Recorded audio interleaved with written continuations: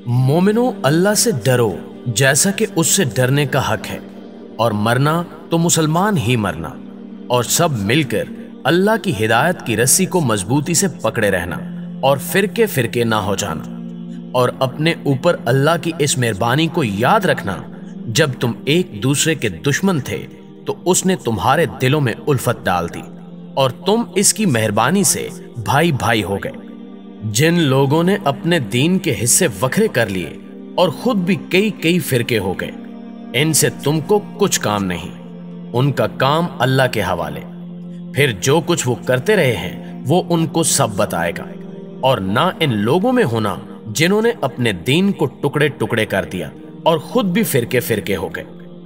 हर फिरका इसी में मगन है जो उसके पास है, और उस शख्स से बढ़कर बात का अच्छा कौन हो सकता है जो अल्लाह की तरफ बुलाए और अमले नेक करे और कहे कि मैं मुसलमान हूं। और अल्लाह की राह में जिहाद करो जैसा जिहाद करने का हक है। उसने तुमको मुंतखब किया है और तुम पर दीन की किसी बात में तंगी नहीं की, और तुम्हारे लिए तुम्हारे बाप इब्राहिम का दीन पसंद किया।